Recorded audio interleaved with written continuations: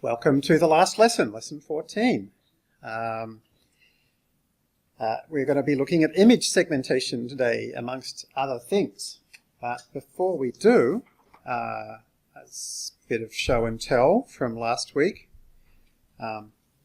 Elena Harley did something really interesting, which was she tried finding out what would happen if you did CycleGAN on just 300 or 400 images.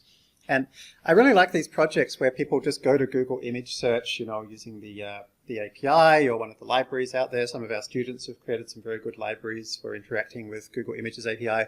Download a bunch of stuff that they're interested in this case some photos and some stained glass windows.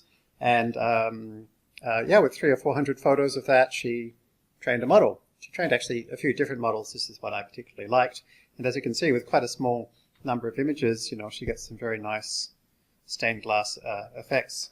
So I thought that was an interesting example of using pretty small amounts of data that was readily available, that she was able to download pretty quickly. And there's some more information about that on the forum if you're interested. It's interesting to wonder about what kinds of things people will come up with this kind of generative model. It's clearly a great artistic medium. It's clearly a great medium for forgeries and fakeries. I wonder what other kinds of things people will realize they can do with these kind of generative models. I think audio is going to be the next big area, and also very interactive type stuff. NVIDIA just released a paper showing a interactive kind of photo repair tool where you just brush over an object and it replaces it with, a deep learning generated replacement very nicely. Those kinds of interactive tools I think will be very interesting too. So before we talk about segmentation, we've got some stuff to finish up from last time, which is that we looked at doing style transfer by actually directly optimizing pixels. And, like with most of the things in part 2, it's not so much that I'm wanting you to understand style transfer per se, but the kind of idea of optimizing your input directly and using activations as part of a loss function is really the key kind of takeaway here. So it's interesting then to kind of see what was effectively the follow-up paper, not from the same people, but the paper that kind of came next in the sequence of these kind of vision generative models, with this one from Justin Johnson and folks at Stanford. And it actually does the same thing, style transfer, but it does it in a different way. Rather than optimizing the pixels, we're going to go back to something much more familiar and optimize some weights. And so specifically, we're going to train a model which learns to take a photo and translate it into a photo in the style of a particular artwork. So each convnet will learn to produce one kind of style. Now, it turns out that getting to that point, there's an intermediate point, which is, I actually think, kind of more useful and takes us halfway there, which is something called super resolution. So we're actually going to start with super resolution, because then we'll build on top of super resolution to finish off the style transfer, convnet-based style transfer. And so super resolution is where we take a low-res image. We're going to take 72 by 72 and upscale it to a larger image, 288 by 288 in our case, trying to create a higher res image that looks as real as possible. And so this is a pretty challenging thing to do, because at 72 by 72 there's not that much information about a lot of the details.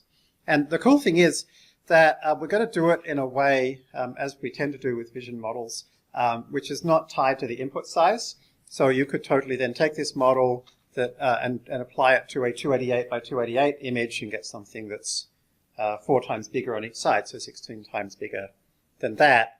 And often it even kind of works better at that level, because you're really introducing a lot of a lot of detail into the finer details, and you could really print out a high resolution print of something which earlier on was pretty pixelated. So this is the notebook called Enhance. And it is a lot like that kind of CSI style enhancement, where we're going to take something that appears like the information's just not there, and we kind of invent it, but the convnet's going to learn to invent it in a way that's consistent with the information that is there. So hopefully, it's kind of inventing the right information. And one of the really nice things about this kind of problem is that we can create our own data set as big as we like without any labeling requirements, because we can easily create a low-res image from a high-res image just by downsampling our images. So something I would love some of you to try during the week would be to do other types of image-to-image translation where you can invent kind of labels, invent your dependent variable. For example, de-skewing, so either recognize things that have been rotated by 90 degrees, or better still, that have been rotated by 5 degrees and straighten them. Colorization, so make a bunch of images into black and white and learn to put the color back again. Noise reduction, maybe do a really low quality JPEG save and learn to put it back to how it should have been, and so forth. Or maybe taking something that's like in a 16 color palette and put it back to a higher color palette. I think these things are all interesting because they can be used to take pictures that you may have taken back on crappy old digital cameras before they were high resolution, or you may have scanned in some old photos that have now kind of faded or whatever. I think it's a really useful thing to be able to do. And also it's a good project because it's really similar to what we're doing here, but different enough that you'll come across some interesting challenges on the way, I'm sure. So I'm going to use ImageNet again. Again, you don't need to use all of ImageNet at all. I just happen to have it lying around. You can download the 1% sample of ImageNet from fast.ai. You can use any set of pictures you have lying around, honestly. And in this case, as I say, we don't really have labels per se. So I'm just going to give everything a label of 0, just so we can use it with our existing infrastructure more easily.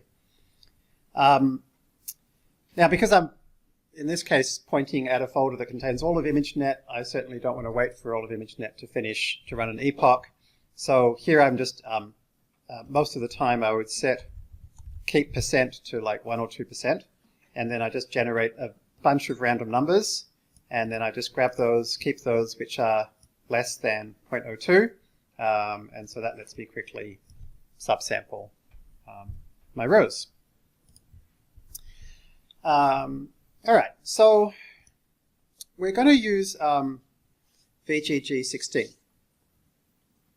And VGG16 is something that we haven't really looked at in this class, but it's a very simple model where we take our normal, presumably 3-channel input, and we basically run it through a number of 3x3 convolutions. And then from time to time, we put it through a 2x2 max pull. And then we do a few more 3x3 convolutions. Max pull. So on and so forth. And then this is kind of our backbone, I guess.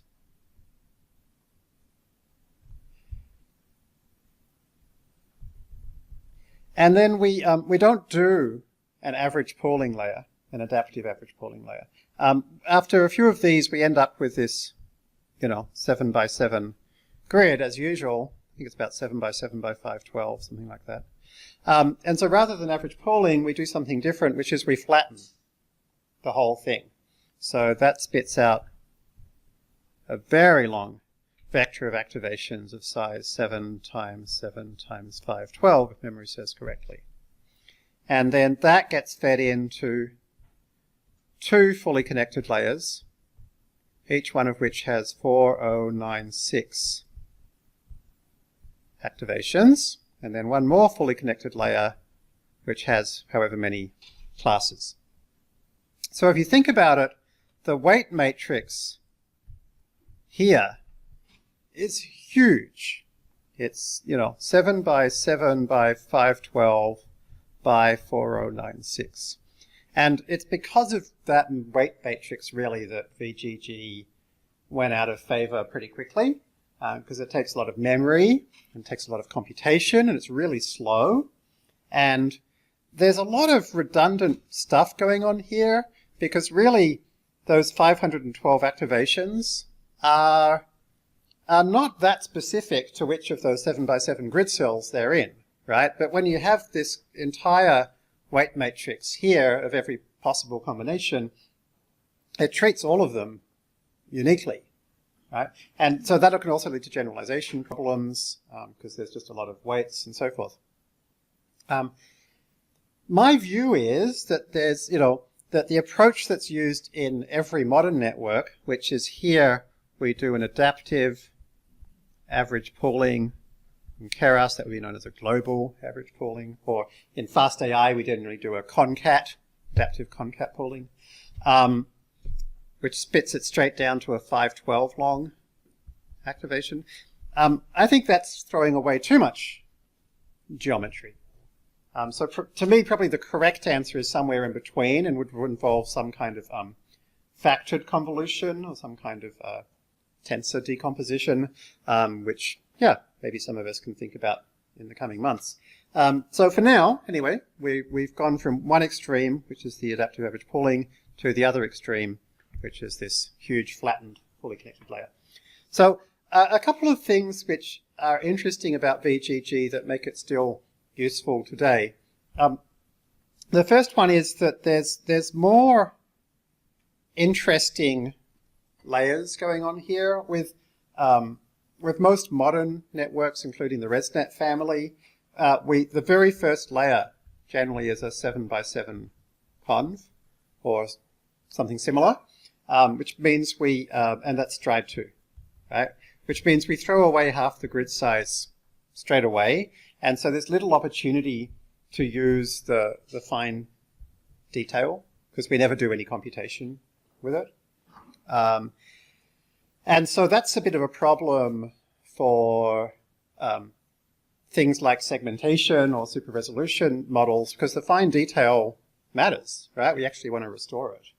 And then the second problem is that the adaptive average pooling layer entirely throws away the geometry in the last few sections, which means that the rest of the model doesn't really have as much interest in kind of learning the geometry as it otherwise might.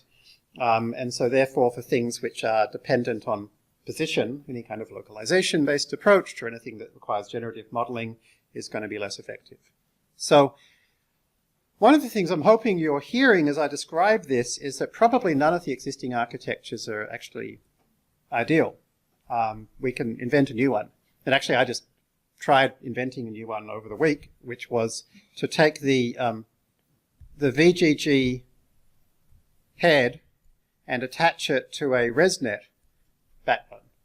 And interestingly, I found I actually got a slightly better classifier than a normal ResNet, but it also was something with a little bit more useful information in it. It took, 5 or 10% longer to train, but nothing worth worrying about. I think, maybe we can in ResNet replace this, as we've talked about briefly before, this very early convolution with something more like an inception stem, which does a bit more computation. I think there's definitely room for some nice little tweaks to these architectures so that we can build some models which are maybe more versatile.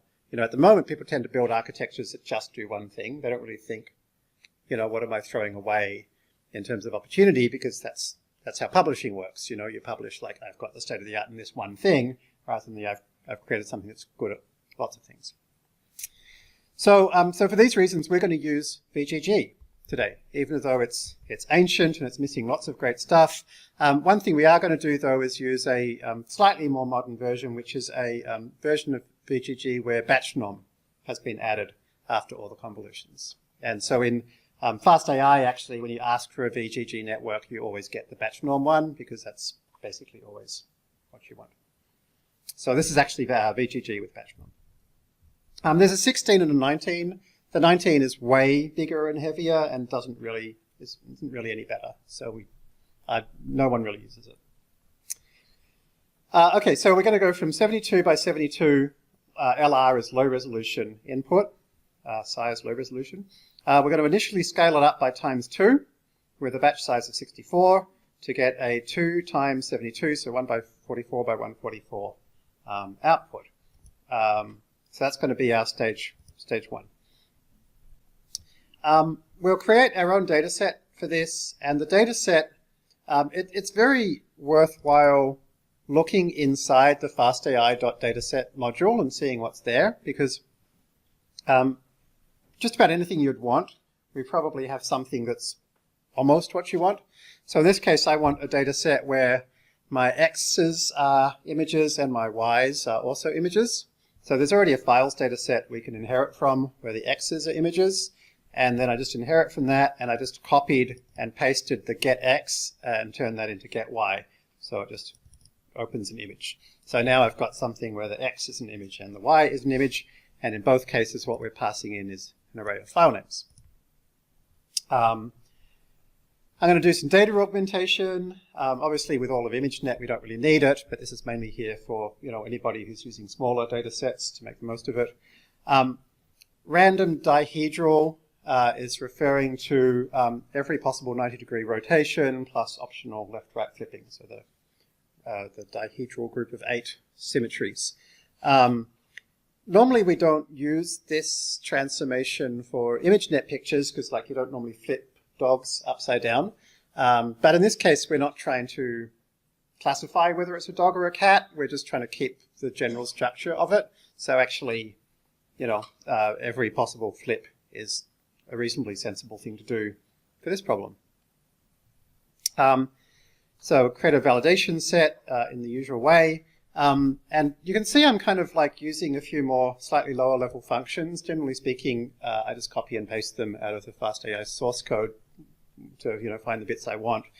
So here's the bit which takes an array of validation set indexes and one or more arrays of variables and simply splits. So in this case, this into a training and a validation set, and this into a training and a training and a validation set to give us our X's and our Y's. Now in this case, the X and the Y are the same. Our input image and our output image are the same. We're going to use transformations to make one of them lower resolution. So that's why these are the same thing. Okay, so the next thing that we need to do is to create our transformations as per usual. And we're going to use this transform Y parameter like we did for bounding boxes. But rather than use transform type dot coordinate, we're going to use transform type dot pixel. And so that tells our transformations framework that your Y values are images with normal pixels in them, and so anything you do to the X, you also need to do to the Y, do the same thing. Okay, and you need to make sure any data augmentation transforms you use have the same parameter as well. Okay.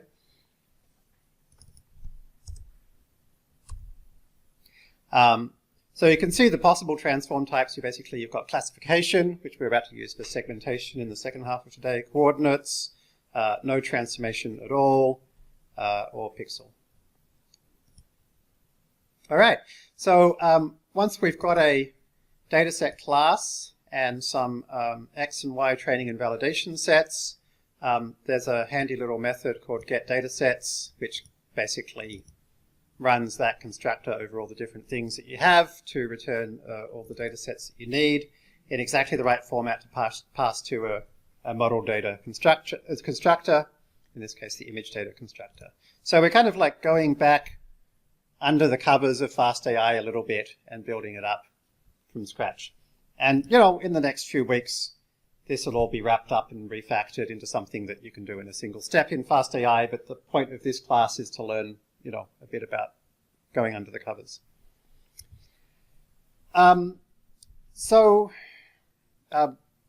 Something we've briefly seen before is that when we take images in, we transform them, not just with data augmentation, but we also move the channels dimension up to the start.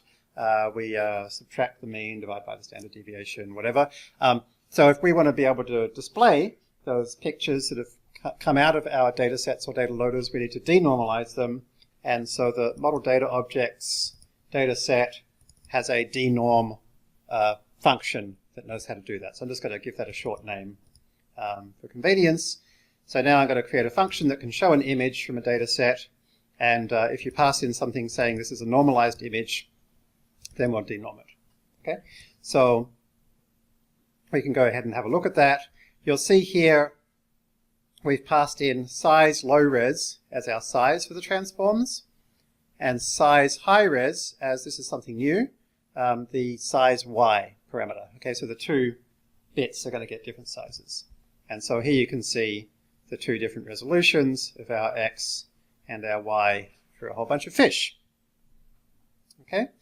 As per usual, plot.subplots to create our two plots, and then we can just use the different axes that came back to put stuff next to each other.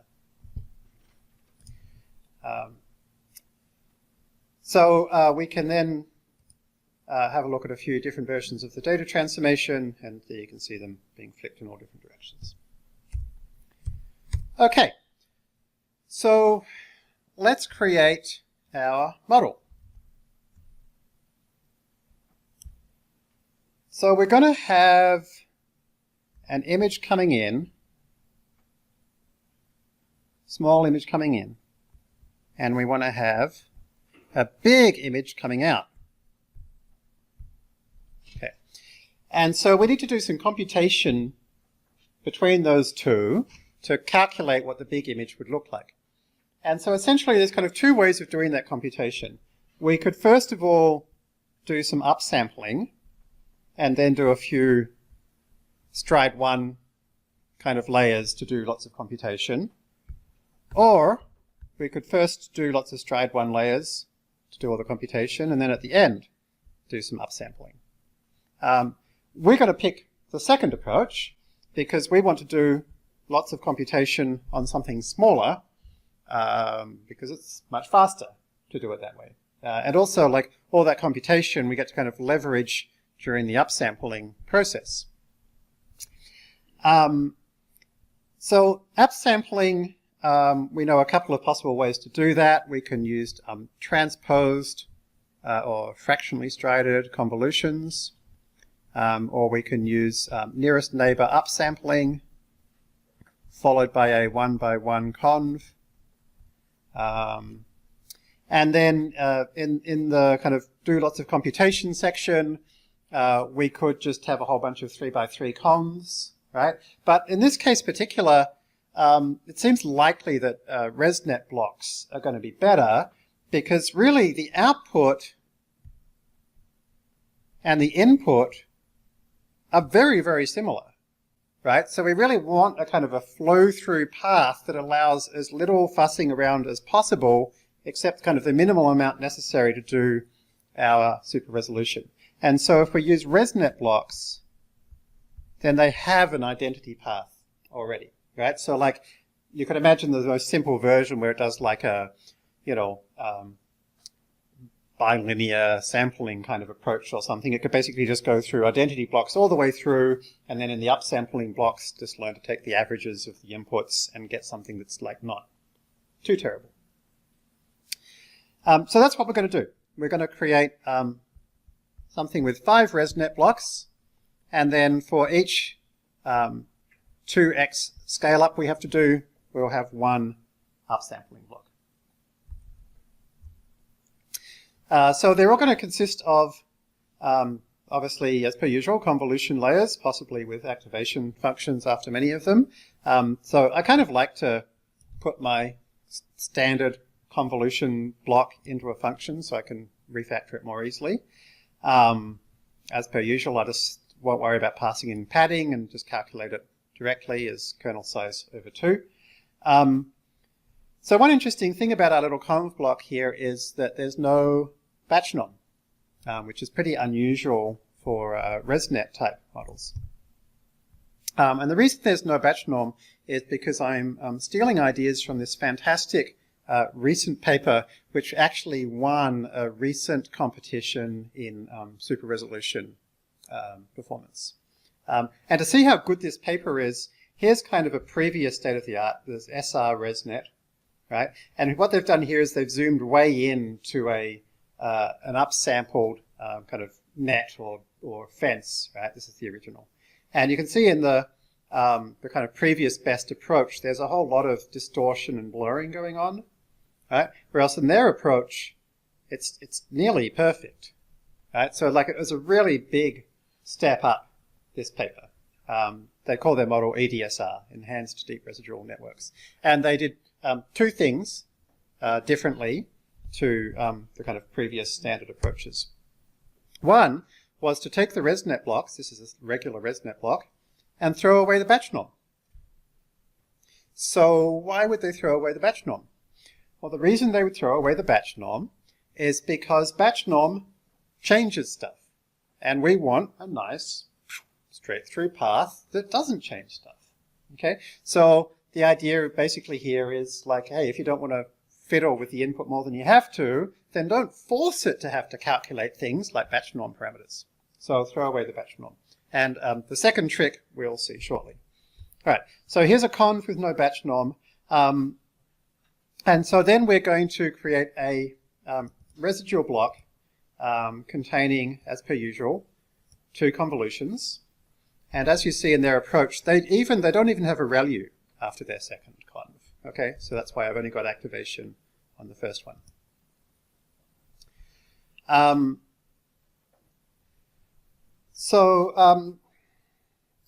Couple of interesting things here. One is that this idea of like having some kind of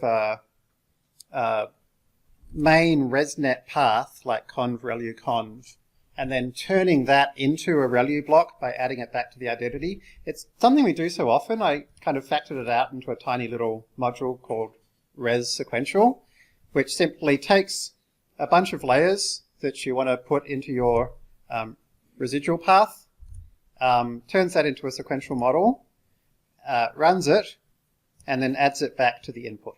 Right? So with this little module, we can now turn anything like conv, activation conv, into a ResNet block just by wrapping it in res sequential. Okay. But that's not quite all I'm doing, because like normally a res block just has that in its forward, but I've also got that. What's res scale? Res scale is the number 0.1. Why is it there? I'm not sure anybody quite knows. But the short answer is that the guy who invented batch norm also somewhat more recently did a paper in which he showed, for I think the first time, the ability to train ImageNet in under an hour. And the way he did it was fire up lots and lots of machines and have them work in parallel to create really large batch sizes.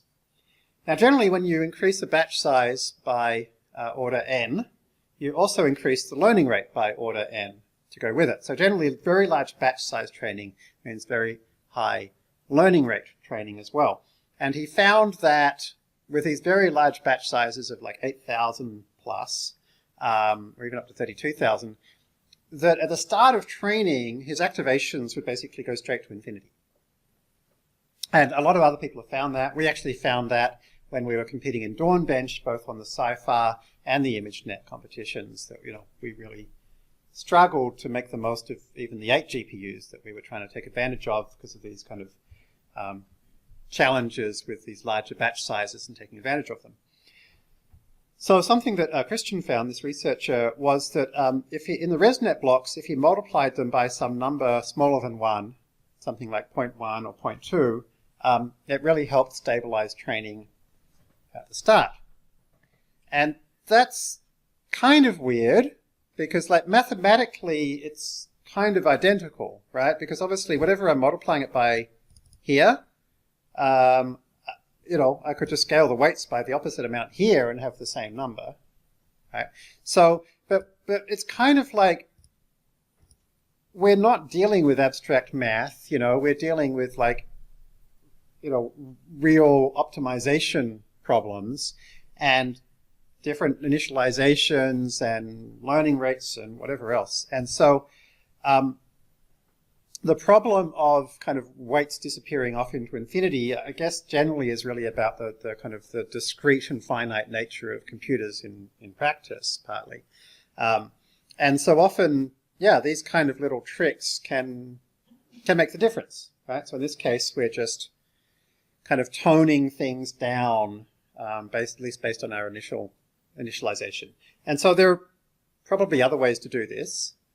For example, one approach from some folks at NVIDIA called LARS, L-A-R-S, which I briefly mentioned last week, is an approach which uses discriminative learning rates calculated in real time, basically looking at the ratio between the gradients and the activations to scale learning rates by layer. And so they found that they didn't need this trick to scale up the batch sizes a lot. Maybe a different initialization would be all that's necessary. The reason I mention this is not so much because I think a lot of you are likely to want to train on massive clusters of computers, but rather that I think a lot of you want to train models quickly, and that means using high learning rates and ideally getting superconvergence. And I think these kinds of tricks are the tricks that we'll need to be able to get superconvergence across more different architectures and so forth. And, you know, other than Leslie Smith, no one else is really working on superconvergence other than some fast.ai students nowadays. So these kind of things about how do we train at very, very high learning rates, we're going to have to be the ones who figure it out, because as far as I can tell, nobody else cares yet. So I think looking at the literature around, you know, training ImageNet in 1 hour, or more recently, there's now a train ImageNet in 15 minutes. These papers actually have some of the tricks to allow us to train things at high learning rates. And so here's one of them. And so interestingly, other than the train ImageNet in 1 hour paper, the only other place I've seen this mentioned was in this EDSR paper. And it's really cool because, like, I don't know, people who win competitions, I just find them to be very pragmatic and well-read. You know, like they actually have to get things to work. And so this paper describes an approach which actually worked better than anybody else's approach. And they did these pragmatic things like throw away batch norm and use this little scaling factor, which almost nobody else seems to know about, and stuff like that. Okay, so that's where the 0.1 comes from. So basically our super resolution ResNet is going to do a convolution to go from our 3 channels to 64 channels, just to richen up the space a little bit. Then, oh, sorry, I've got actually 8, not 5. 8 lots of these res blocks. We're just going to remember, every one of these res blocks is stride 1, so the grid size doesn't change, the number of filters doesn't change, it's just 64 all the way through.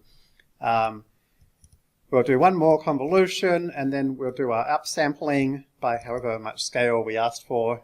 And then something I've added, which is a little idea, is just one batch norm here, because it kind of felt like it might be helpful just to scale the last layer. And then finally a conv to go back to the 3 channels we want. So you can see that's basically, here's lots and lots of computation, and then a little bit of upsampling, just like we kind of described.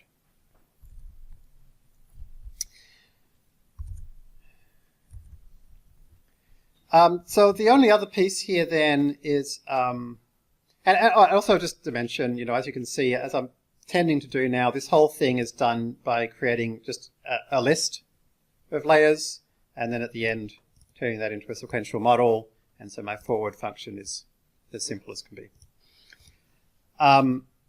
So here's our upsampling. And our upsampling is a bit interesting because it is not doing either of these two things. So let's talk a bit about upsampling.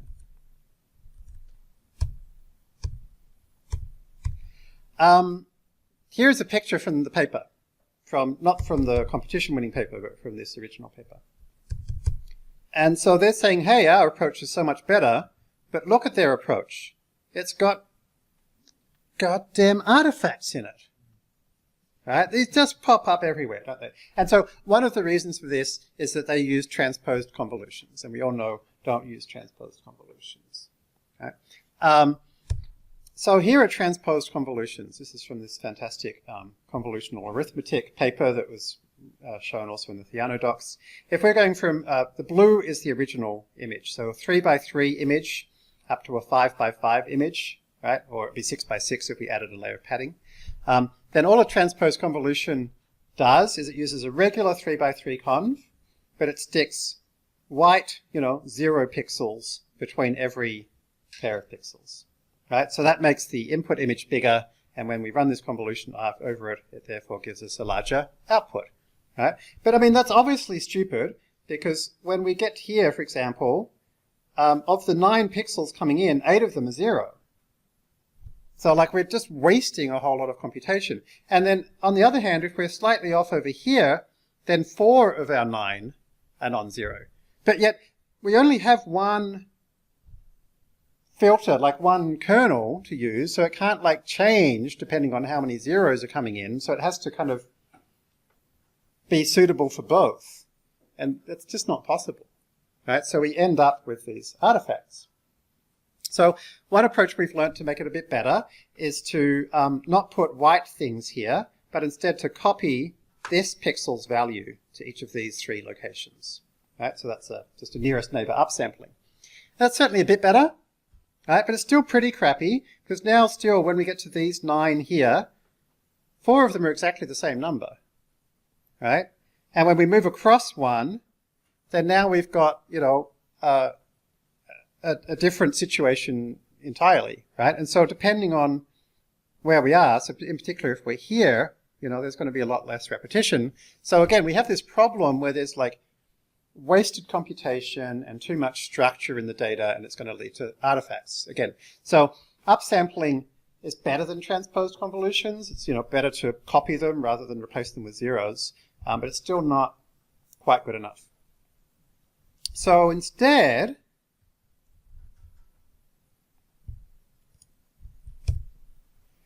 we're going to do the pixel shuffle.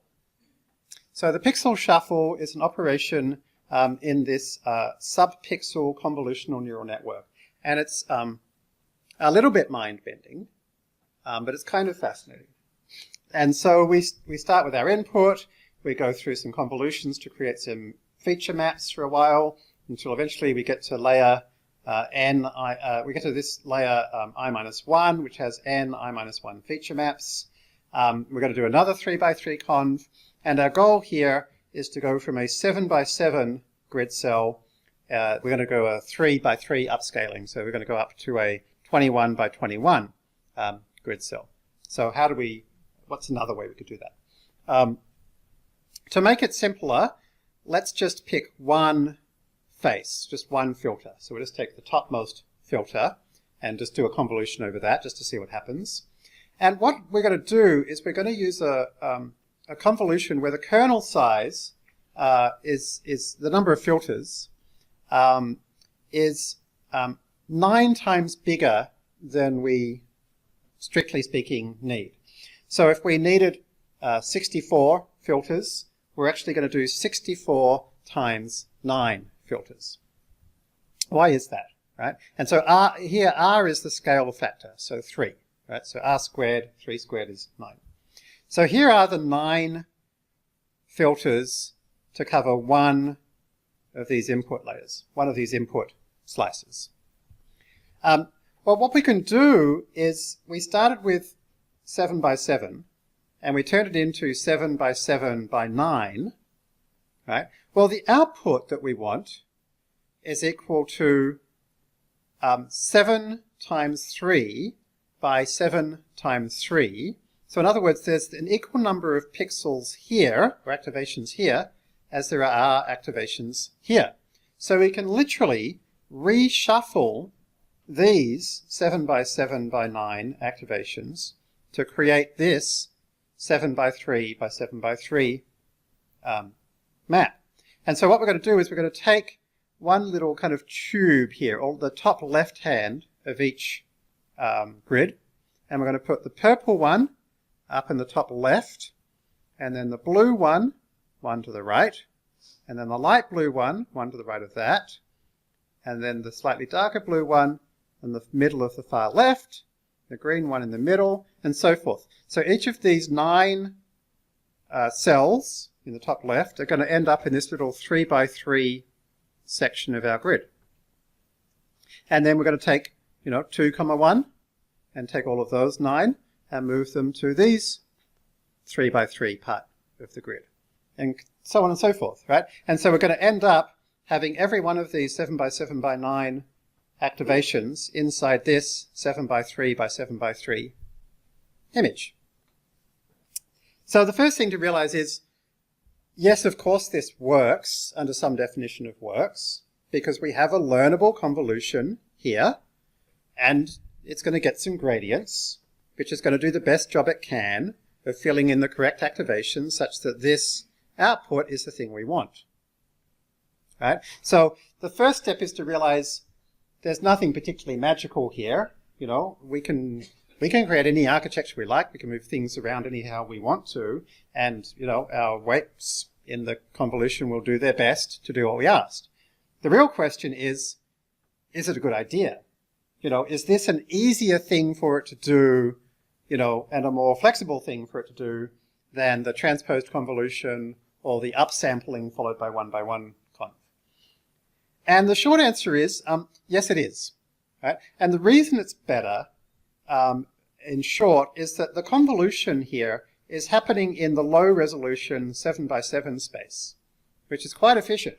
Whereas if we first of all upsampled and then did our conv, then our conv would be happening in the 21 by 21 space, which is a lot of computation, right?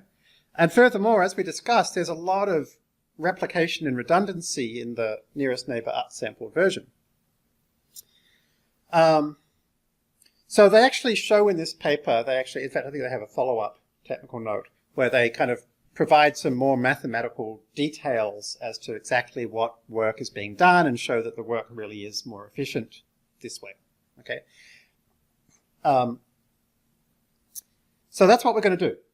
Right? So we're going to have, for our upsampling, we're going to have 2 steps. The first will be a 3 by 3 conv with r squared times more channels than we originally wanted, and then a pixel shuffle operation which moves everything in each grid cell into the little R by R grids that are located throughout here. Okay, here it is. It's one line of code, right? And so here's the conv from number of in to number of filters out times 4, because we're doing a scale 2 upsample, right? So 2 squared is 4. So that's our convolution, and then here is our pixel shuffle. It's built into Pytorch. Pixel shuffle is the thing that moves each thing into its right spot. So that will upsample by a scale factor of 2, and so we need to do that log base 2 scale times. So if scale is 4, then we have to do it 2 times to go 2 times 2 bigger. Okay? So that's what this upsample here does. Great. Guess what? That does not get rid of the checkerboard patterns. We still have checkerboard patterns. So I'm sure in great fury and frustration, this same team from Twitter, I think this was back when they used to be at a startup called Magic Pony that Twitter bought, came back again with another paper saying, okay, this time we've got rid of the checkerboard. Okay. So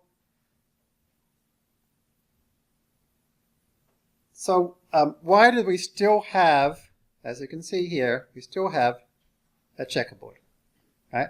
And so the reason we still have a checkerboard, even after doing this, is that when we randomly initialize this convolutional kernel at the start, it means that each of these 9 pixels in this little 3x3 grid over here are going to be totally randomly different. But then the next set of 3 pixels will be randomly different to each other, but will be very similar to their corresponding pixel in the previous 3x3 section. So we're going to have repeating 3x3 things all the way across. And so then as we try to learn something better, it's starting from this like repeating 3x3 starting point, which is not what we want, right? What we actually would want is for these 3x3 pixels to be the same to start with. So to make these 3x3 pixels the same, we would need to make these 9 channels the same here, right, for each filter. And so the solution in this paper is very simple.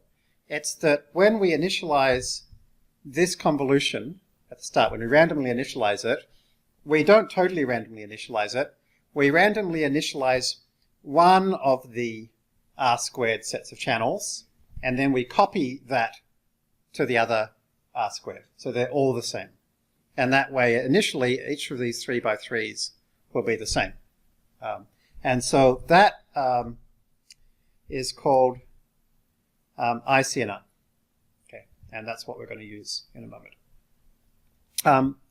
So before we do, let's take a quick look. So we've got this super resolution ResNet, which just does lots of computation, with lots of ResNet blocks, and then it does some upsampling and gets our final 3 channels out.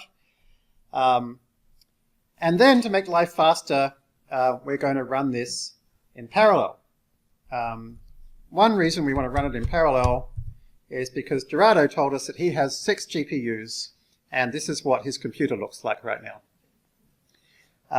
And so I'm sure anybody who has more than 1 GPU has had this experience before.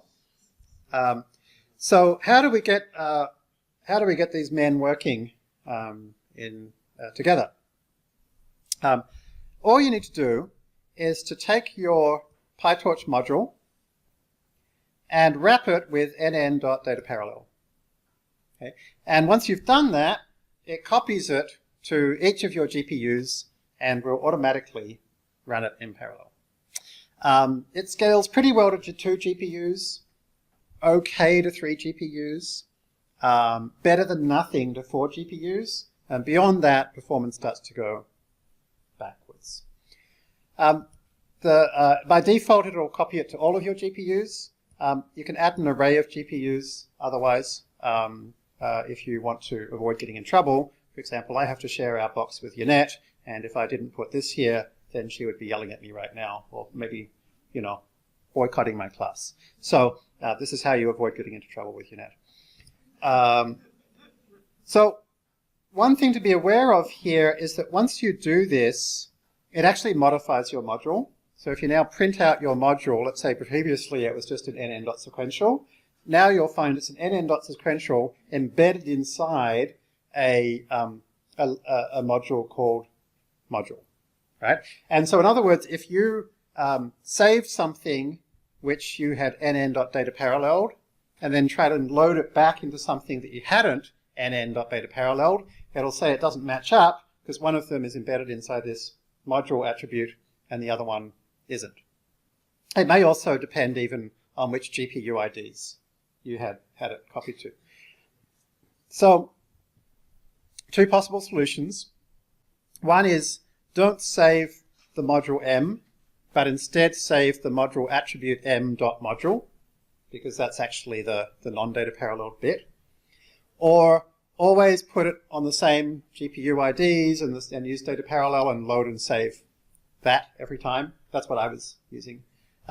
This will be an easy thing for me to fix automatically in fast.ai, and I'll do it pretty soon, so it'll look for that module attribute and deal with it automatically. But for now, we have to do it manually. It's probably useful to know what's going on behind the scenes anyway.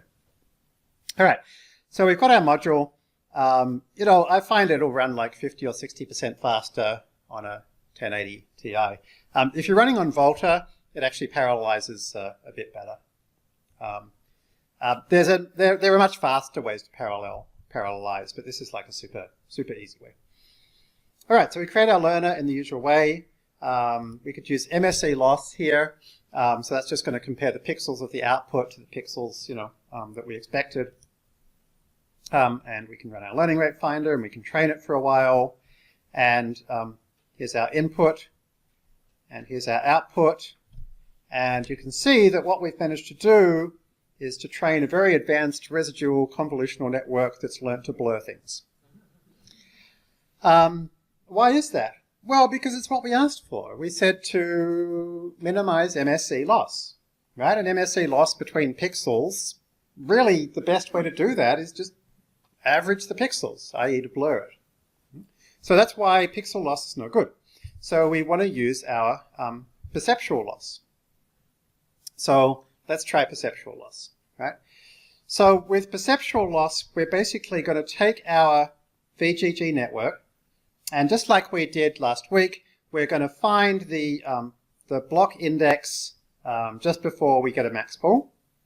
Okay, so here are the ends of each kind of block of the same grid size. And if we just print them out as we'd expect, every one of those is a ReLU module. And so in this case, these last two blocks are less interesting to us. The grid size there is small enough, coarse enough that it's not as useful for super resolution. So we're just going to use the first three. And so just to save unnecessary computation, we're just going to use those first 23 layers of VGG. We'll throw away the rest. We'll stick it on the GPU. We're not going to be training this VGG model at all. We're just using it to compare activations. So we'll stick it in eval mode, and we will set it to not trainable. Okay.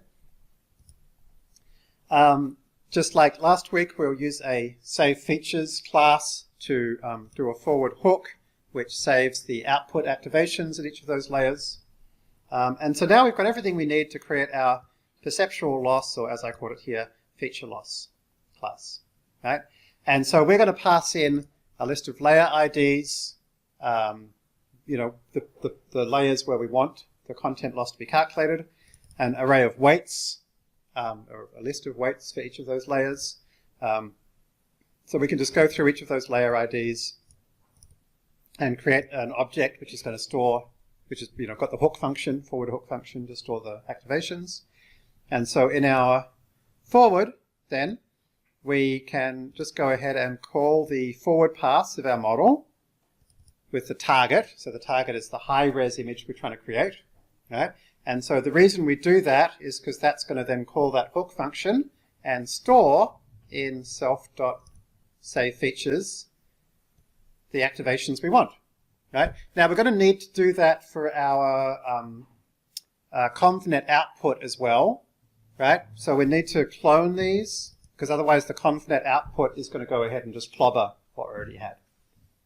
Okay, so now we can do the same thing for the convnet output, which is the input to the loss function. Right? And so now we've got those two things. We can zip them all together along with the weights. So we've got inputs, targets, and weights, and then we can do the L1 loss between the inputs and the targets and multiply by the layer weights. The only other thing I do is I also grab the pixel loss, right? But I weight it down quite a bit. Right? And most people don't do this. I haven't seen papers that do this, but in my opinion, it's maybe a little bit better because you've got, the perceptual content loss activation stuff, but, at the really finest level, it also cares about the individual pixels. Okay, so that's our loss function. We create our super resolution ResNet, telling it how much to scale up by. And then we're going to do our ICNR initialization of that pixel shuffle convolution. Right? So there's really this is very, very boring code. I actually stole it from somebody else. Literally all it does is just say, okay, you've got some weight tensor X, that you want to initialize. So we're going to treat it as if it had shape divided by, so number of features divided by scale squared features in practice. So like, you know, this might be 2 squared would be 4, because we actually want to copy, you know, we want to just keep one set of them and then copy them 4 times. So we divide it by 4 and we create something of that size, and we initialize that with, by default, timing normal initialization, and then we just make scale squared copies of it. Okay, and the rest of it's just kind of moving axes around a little bit. Right? So that's going to return a new weight matrix where each initialized subkernel is repeated r squared or scale squared times. So the details don't matter very much. All that matters here is that I just looked through to find what was the actual layer, the conv layer just before the pixel shuffle, and stored it away. And then I called ICNR on its weight matrix to get my new weight matrix, and then I copied that new weight matrix back into that layer. Okay?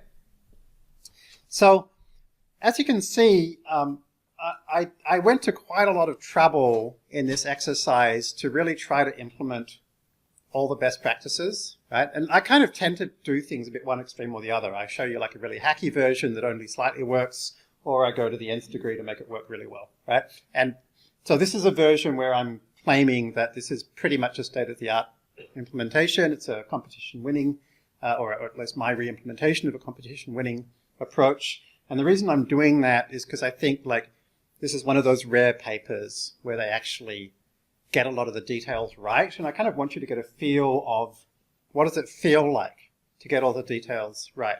And, you know, remember, getting the details right is the difference between this hideous blurry mess, you know, and this really pretty exquisite result. Okay. So, we're now going to do data parallel on that again. We're going to set our criterion to be feature loss using our VGG model, grab the first few blocks, and these are a sets of layer weights that I found worked pretty well. Do a learning rate finder, fit it for a while, and I fiddled around for a little while trying to kind of get some of these details right. But here's my favorite part of the paper. Is what happens next, now that we've done it for scale equals 2, progressive resizing. Right? So progressive resizing is the trick that let us get the best single computer result for ImageNet training on Dawn Bench. It's this idea of starting small, gradually making bigger. I only know of 2 papers that have used this idea. One is the progressive resizing of GANs paper, which allows training of very high resolution GANs, and the other one is the EDSR paper. And the cool thing about progressive resizing is not only are your earlier epochs, assuming you've got 2 by 2 smaller, 4 times faster, you can also make the batch size maybe 3 or 4 times bigger, but more importantly, they're going to generalize better because you're feeding your model different size images during training, right? So we were able to train in like half as many epochs for ImageNet as most people. So our epochs were faster and there were fewer of them. So progressive resizing is something that, you know, particularly if you're training from scratch, I'm not so sure if it's useful for fine-tuning transfer learning, but if you're training from scratch, you probably want to do nearly all the time. So the next step is to go all the way back to the top, right, and change to 4 scale, 32 batch size, right? Like restart. So I saved the model before I do that, go back. And that's why there's a little bit of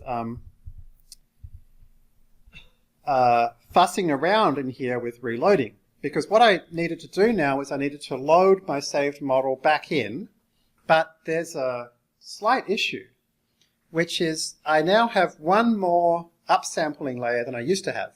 To go from 2 by 2 to 4 by 4, my little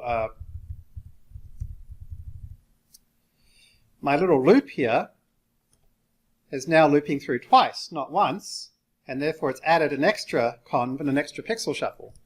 So how am I going to load in weights for a different network? And the answer is that I use a very handy thing in Pytorch, which is if I call this is basically what learn.load calls behind the scenes, load state dict.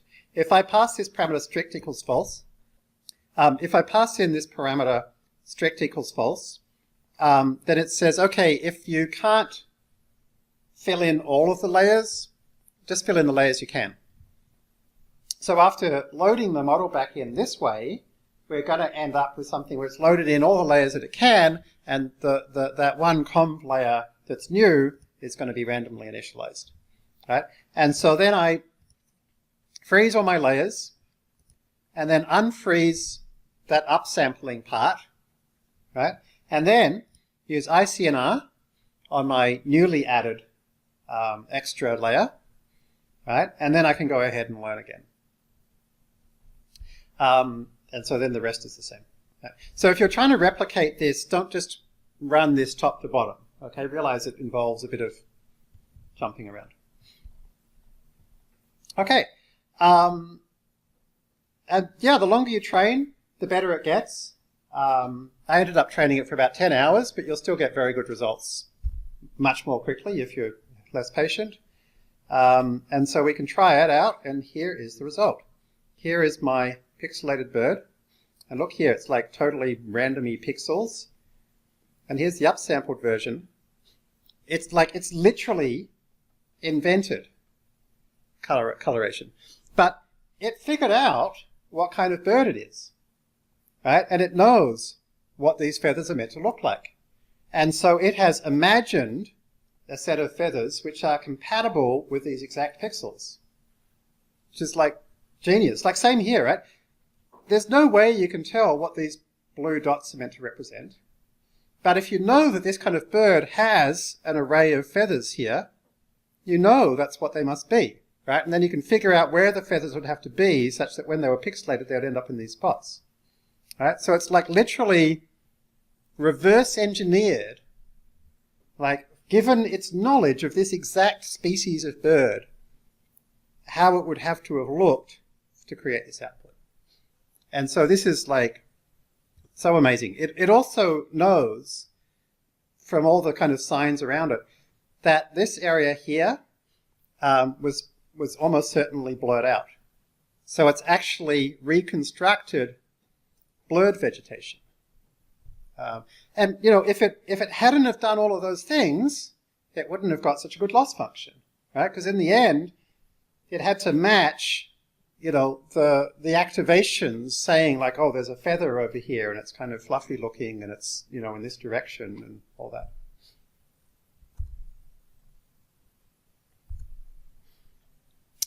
All right.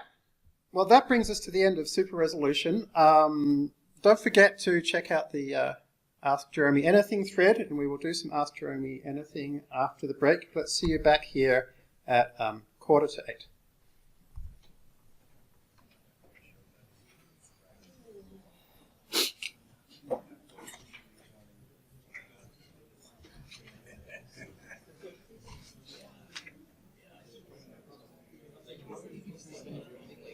Okay. So we are going to do Ask Jeremy Anything. Rachel will tell me the most voted up of your questions. Yes, Rachel. What are the future? Let me turn this up. What are the future plans for fast.ai in this course? Will there be a part 3? If there is a part 3, I would really love to take it. That's cool. I'm not quite sure. It's always hard to guess. I hope there'll be some kind of follow-up. Last year, after part 2, one of the students started up a weekly book club going through the Ian Goodfellow Deep Learning book, and Ian actually came in and presented quite a few of the chapters, and other people, like there was somebody, an expert who presented every chapter. That was like a really cool part 3. To a large extent, it'll depend on you, the community, to come up with ideas and help make them happen. And yeah, and I'm definitely keen to help. I've got a bunch of ideas, but I'm nervous about saying them because I'm not sure which ones will happen and which ones won't. But the more support I have in making things happen that you want to happen from you, the more likely they are to happen. What was your experience like starting down the path of entrepreneurship? Have you always been an entrepreneur, or did you start out at a big company and transition to a startup? Did you go from academia to startups or startups to academia? No, I was definitely not in academia. I'm totally a fake academic. I started at McKinsey & Company, which is a strategy firm, when I was 18, which meant I couldn't really go to university, so I didn't really turn up. And then, I spent 8 years in business helping really big companies on strategic questions. Always wanted to be an entrepreneur, planned to only spend 2 years at McKinsey. Only thing I really regret in my life was not sticking to that plan and wasting 8 years instead. So 2 years would have been perfect. But yeah, then I went into entrepreneurship, started 2 companies in Australia. And the best part about that was that I didn't get any funding. So all the money that I made was mine, all the decisions were mine and my, and my partners. I focused entirely on profit and product and customer and service. Whereas I find in San Francisco, I'm glad I came here, and so the 2 of us came here for Kaggle, Anthony and I, and raised a ridiculous amount of money, $11 million for this really new company. That was really interesting, but it's also really distracting, trying to worry about scaling and VCs wanting to see what your business development plans are, and also just not having any real need to actually make a profit. And so I had a bit of the same problem at Analytic, where I, again, raised a lot of money. It was like $15 million pretty quickly, and a lot of distractions. So I think, trying to bootstrap your own company and focus on making money by selling something at a profit, and then plowing that back into the company. It worked really well, right? Because within like 5 years, we were making a profit from 3 months in, and within 5 years we were making enough of a profit not just to pay all of us and our own wages, but also to see my bank account growing. And after 10 years, sold it for a big chunk of money, not enough that a VC would be excited, but enough that I didn't have to worry about money again, So I think, bootstrapping a company is something which people in the Bay Area at least don't seem to appreciate how good an idea that is. If you were 25 years old today and still know what you know, where would you be looking to use AI? What are you working on right now or looking to work on in the next 2 years? You should ignore the last part of that. I won't even answer it. It doesn't matter where I'm looking. Like what you should do is leverage your knowledge about your domain. So like one of the main reasons we do this is to get people who have backgrounds in whatever, recruiting, oil field surveys, journalism, activism, whatever, right? And solve your problems. It'll be really obvious to you what your problems are, and it'll be really obvious to you what data you have and where to find it. And those are all the bits that for everybody else it's really hard. So people who start out with like, oh, I know deep learning, now I'll go and find something to apply it to, basically never succeed.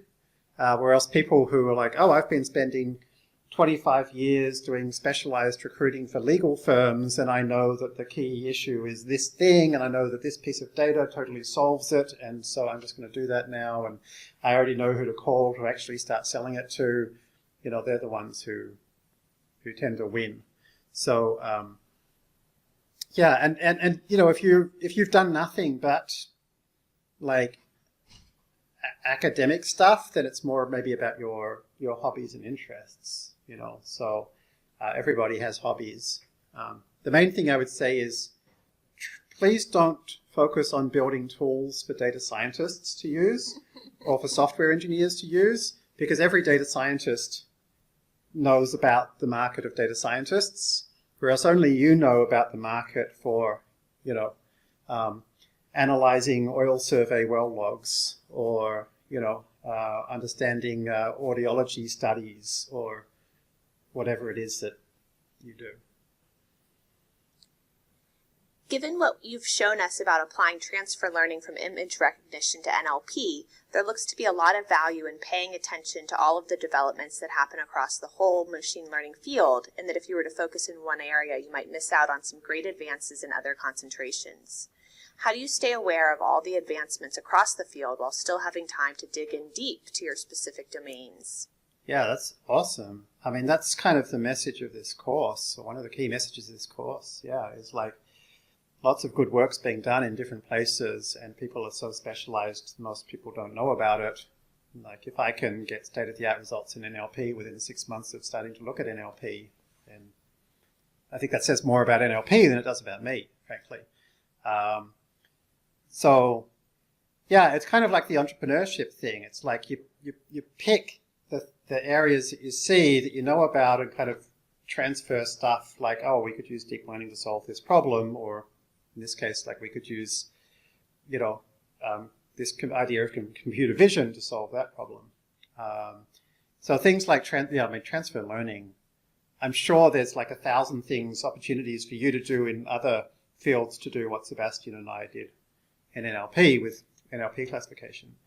So the short answer to your question is the way to stay ahead of what's going on would be to follow my feed of Twitter favorites, and my approach is to then follow lots of people on Twitter and put them into the Twitter favorites for you. Like literally, every time I come across something interesting, I click favorite, and there are 2 reasons I do it. The first is that when the next course comes along, I go through my favorites to find which things I want to study, and the second is so that you can do the same thing.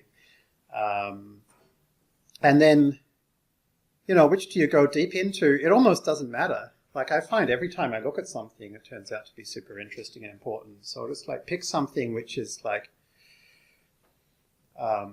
you feel like solving that problem would be actually useful for some reason, and it doesn't seem to be very popular, which is kind of the opposite of what everybody else does. Everybody else works on the problems which everybody else is already working on because they're the ones that seem popular, and I don't know. I can't quite understand this chain of thinking, but it seems to be very common.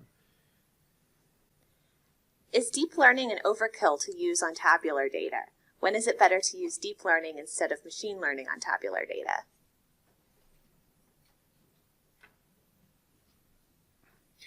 Is that a real question, or did you just put that there so that I would point out that Rachel Thomas just wrote an article?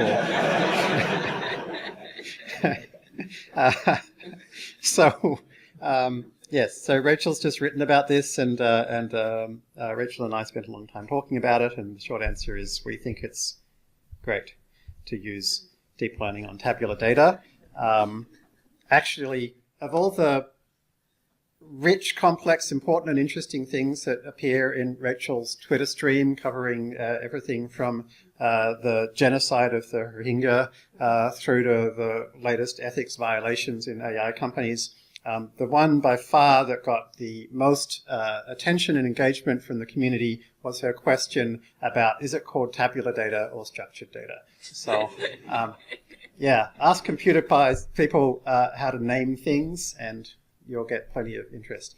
And there's some really good links here to stuff from Instacart and Pinterest and other folks who have done some good work in this area. Any of you that went to the Data Institute conference will have seen Jeremy Stanley's presentation about the really cool work they did at Instacart. Yes, Rachel? So I relied heavily on lessons 3 and 4 from part 1 in writing this post. So yes, much of it may be familiar to you. Yeah. Rachel asked me during the post, like, how to tell whether you should use a decision tree ensemble like GBM or random forest or a neural net, and my answer is I still don't know.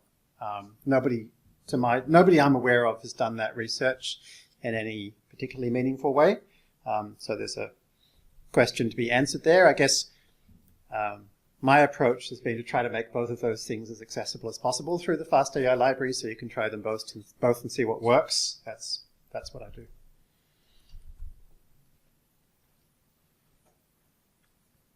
Oh, and that was it for the top voted questions. Okay, thank you. Okay, so just quickly to go from super resolution to style transfer is kind of, So I think I missed the one on reinforcement learning. Reinforcement learning popularity has been on a gradual rise in the recent past. What's your take on reinforcement learning? Would fast.ai consider covering some ground in popular RL techniques in the future? I'm still not a believer in reinforcement learning. I think it's an interesting problem to solve, but it's not at all clear that we have a good way of solving this problem. So the problem, it really is the delayed credit problem. So, you know, I want to learn to play Pong. I move up or down, and 3 minutes later I find out whether I won the game of Pong. Which actions I took were actually useful. And so to me, the idea of calculating the gradients of those inputs with respect, you know, the gradients of the output with respect to those inputs, the credit is so delayed that those derivatives don't seem very interesting. And there's been, you know, and I get this question quite regularly in every one of these 4 courses so far. I've always said the same thing. I'm rather pleased that finally recently there's been some results showing that actually basically random search often does better than reinforcement learning. So basically what's happened is very well-funded companies with vast amounts of computational power throw all of it at reinforcement learning problems and get good results. And people then say, oh, it's because of the reinforcement learning rather than the vast amounts of compute power. Or they use extremely thoughtful and clever algorithms like a combination of convolutional neural nets and Monte Carlo tree search, like they did with the AlphaGo stuff, to get great results. And people incorrectly say, oh, that's because of reinforcement learning, when it wasn't really reinforcement learning at all. So I'm very interested in solving these kind of more generic optimization type problems rather than just prediction problems, and that's what these delayed credit problems tend to look like. But I don't think we've yet got good enough best practices that I have anything I'm ready to teach and say, like, I'm going to teach you this thing because I think it's still going to be useful next year. So we'll keep watching and yeah, see what happens. Okay, so we're going to now turn the super resolution network basically into a style transfer network, and we'll do this pretty quickly. We basically already have something. So here's my input image, and I'm going to have some loss function, and I've got some neural net again. So instead of a neural net that does a whole lot of compute and then does upsampling at the end, our input this time is just as big as our output. So we're going to do some downsampling first, and then our compute, and then our upsampling. Okay, so that's the first change we're going to make, is we're going to add some downsampling, so some stride 2 convolution layers to the front of our network. The second is, rather than just comparing y, c, and x are the same thing here, right? So we're going to basically say our input image should look like itself by the end. And so specifically, we're going to compare it by chucking it through VGG and comparing it at one of the activation layers. And then its style should look like some painting, which we'll do just like we did with the Gaddy's approach by looking at the Gram matrix correspondence at a number of layers. So that's basically it. And so that ought to be super straightforward. It's really just combining 2 things we've already done.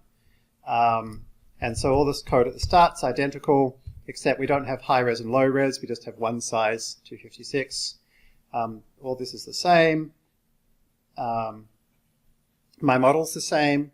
One thing I did here is I did not do any kind of fancy best practices for this one at all. Partly because there doesn't seem to be any. Like, there's been very little follow-up in this approach compared to this, the super resolution stuff. And we'll talk about why in a moment. So you'll see this is like much more normal looking. You know, I've got batch norm layers. I don't have the scaling factor here. You know, I don't have a pixel shuffle. It's just using a normal upsampling followed by one conv, blah, blah, blah, right? So it's just more normal. One thing they mentioned in the paper is they had a lot of problems with zero padding creating artifacts. And the way they solved that was by adding 40 pixels of reflection padding at the start. So I did the same thing. And then they used zero padding in their convolutions, in their res blocks. Now, if you've got zero padding in your convolution in your res blocks, then that means that the two parts of your ResNet won't add up anymore because you've lost a pixel from each side on each of your two convolutions. So my res sequential has become res sequential center, and I've removed the last two pixels on each side of those grid cells. Okay, so other than that, this is basically the same as what we had before. So then we can bring in our starry night picture. We can resize it. We can throw it through our transformations. Just to make the method a little bit easier for my brain to handle, I took my transformation image, which after transformed style image, which after transformations is 3 by 256 by 256, and I made a mini batch. My batch size is 24 copies of it. That just makes it a little bit easier to do the kind of batch arithmetic without worrying about some of the broadcasting. They're not really 24 copies. I used np.broadcast to basically fake 24 copies. Okay, so just like before, we create our VGG, grab the last block. This time we're going to use all of these layers. So we keep everything up to the 43rd layer. And so now our combined loss is going to add together a content loss for the third block plus the gram loss for all of our blocks with different weights. And so the gram loss, and again, kind of going back to everything being as like normal as possible, I've gone back to using MSE here. Basically what happened was I had a lot of trouble getting this to train properly, so I gradually removed trick after trick and eventually just went, okay, I'm just going to make it as bland as possible. Last week's gram matrix was wrong, by the way. It only worked for a batch size of 1, and we only had a batch size of 1, so that was fine. I was using matrix multiply, which meant that every batch was being compared to every other batch. You actually need to use batch matrix multiply, which does a matrix multiply per batch. Okay, so that's something to be aware of there.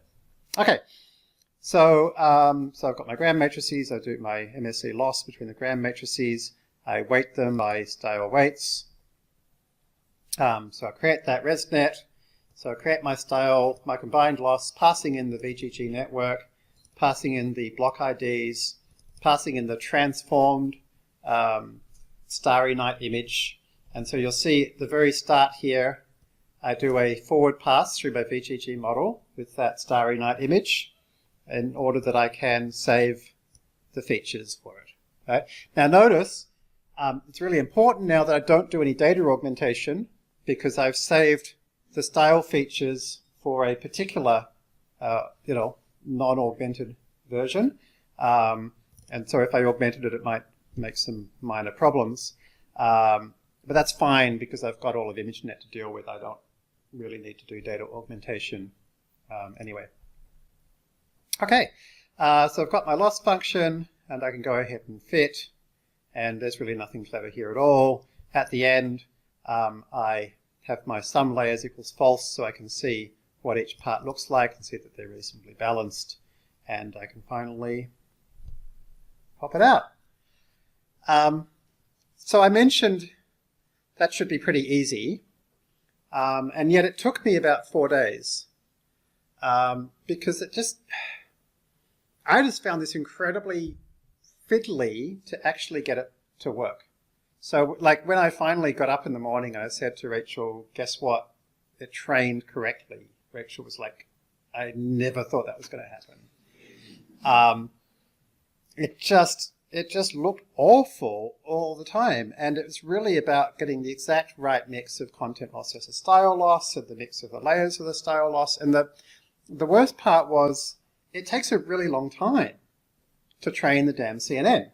And I didn't really know how long to train it before I decided it wasn't doing well. Like, should I just train it for longer or what? And I don't know, all the little details didn't seem to like slightly change it, but just like it would totally fall apart all the time. So I kind of mention this partly to say, like, just remember the final answer you see here is after me driving myself crazy all week of it nearly always not working until finally at the last minute it finally does.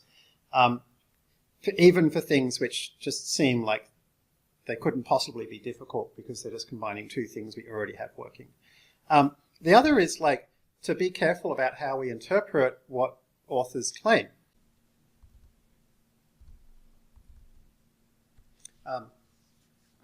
So it was so fiddly getting this style transfer to work. And like after doing it, it left me thinking, why did I bother? Because now I've got something that takes hours to create a network that can turn any kind of photo into one specific style. It just seems very unlikely I would want that for anything. Like about the only reason I could think that being useful would be to like do some arty stuff on a video where I wanted to turn every frame into some style. Like it's incredibly niche thing to want to do.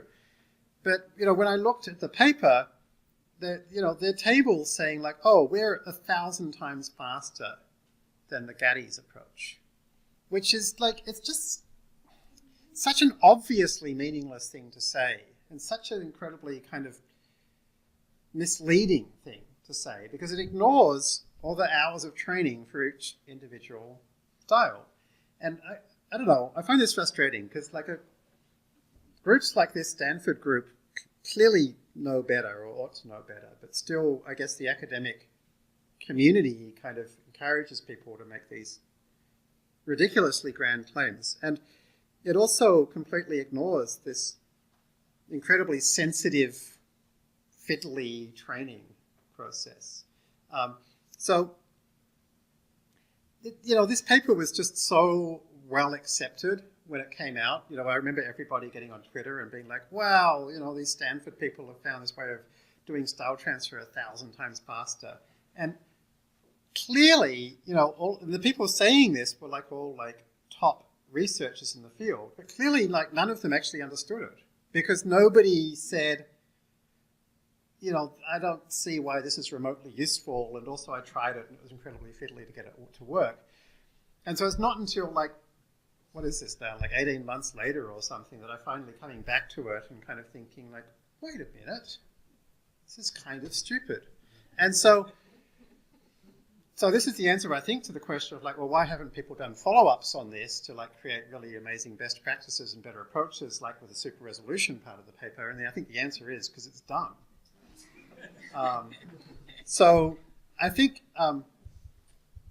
this part of the paper is clearly not done, you know, and it's been improved and improved and improved, and now we have great super resolution, and I think we can derive from that great noise reduction, great colorization, great slant removal, great interactive artifact removal, whatever else. So I think there's a lot of really cool techniques here. It's also leveraging a lot of stuff that we've been learning and getting better and better at. Okay, so then finally, let's talk about segmentation. This is from the famous CamVid data set, which is a classic example of an academic segmentation data set. And basically, you can see what we do is we start with a picture. There are actually video frames in this data set, like here. And we construct, we have some labels where they're not actually colors. Each one has an ID, and the IDs are mapped to colors. So like red might be 1, purple might be 2, light pink might be 3. And so all the buildings, you know, are one class, or the cars are another class, all the people are another class, or the road is another class. And so what we're actually doing here is multi-class classification for every pixel. Okay? And so you can see sometimes that multi-class classification really is quite tricky. There's, you know, like these branches. Although sometimes the labels are really not that great. You know, this is very coarse, as you can see. So here are traffic lights and so forth. But that's what we're going to do. We're going to do, this is segmentation. And so it's a lot like bounding boxes, right? But, you know, rather than just finding, you know, a box around each thing, we're actually going to label every single pixel with its class. And really that's actually a lot easier because it fits our CNN style so nicely that we can create any CNN where the output is an n by m grid containing the integers from 0 to c, where there are c categories, and then we can use cross-entropy loss with a softmax activation, and we're done. Right? So like I could actually stop the class there, and you can go and use exactly the approaches you've learned in like lessons 1 and 2, and you'll get a perfectly okay result. Right? So the first thing to say is like this is not actually a terribly hard thing to do, but we're going to try and do it really well. And so let's start by doing it the really simple way. Right? And we're going to use the Kaggle Carvana competition. So you Google Kaggle Carvana to find it. You can download it with the Kaggle API as per usual. And basically there's a train folder containing a bunch of images, which is the independent variable, and a train masks folder that contains the dependent variable. And they look like this. Here's one of the independent variable.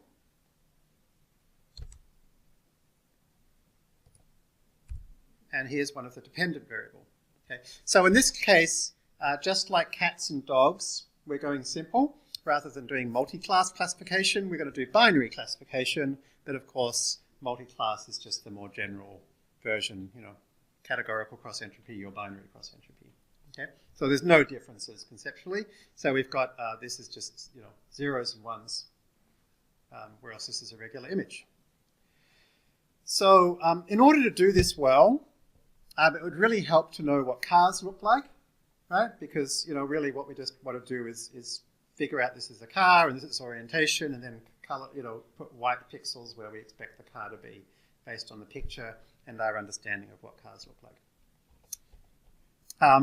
The original data set came with these CSV files as well. I don't really use them for very much other than getting the list of images from them.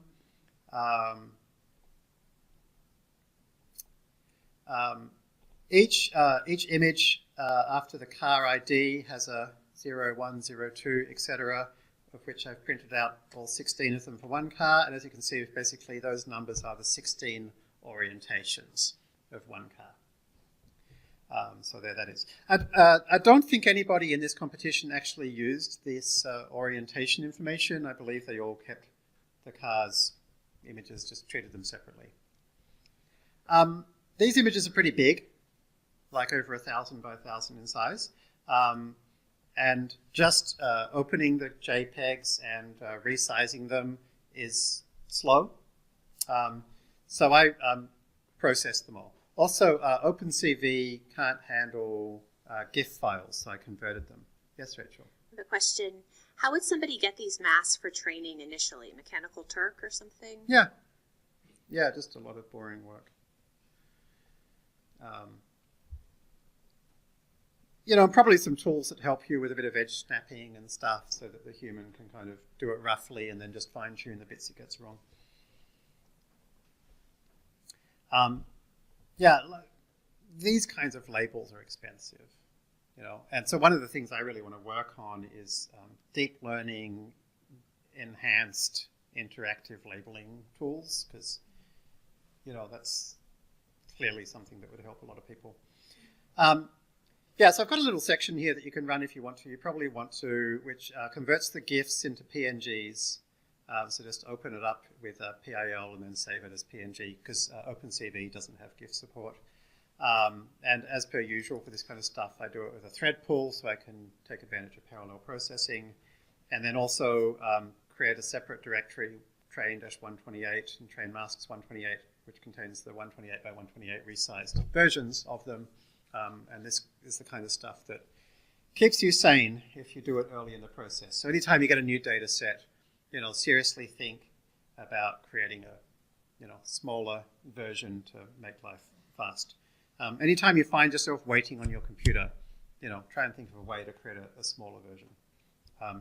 So yeah, after you grab it from Kaggle, you probably want to run this stuff, go away, have lunch, come back, and when you're done, you'll have these smaller directories, which we're going to use here, 128 by 128 pixel versions to start with. So here's a cool trick. If you use the same axis object to plot an image twice, and the second time you use alpha, which as you might know means transparency in the computer vision world, then you can actually plot the mask over the top of the photo. And so here's a nice way to see all the masks on top of the photos for all of the cars in one group.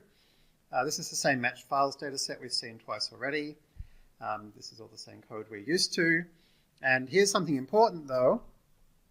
If we had something that was in the training set good at this image, and then the validation had that image, that would kind of be cheating because it's the same car.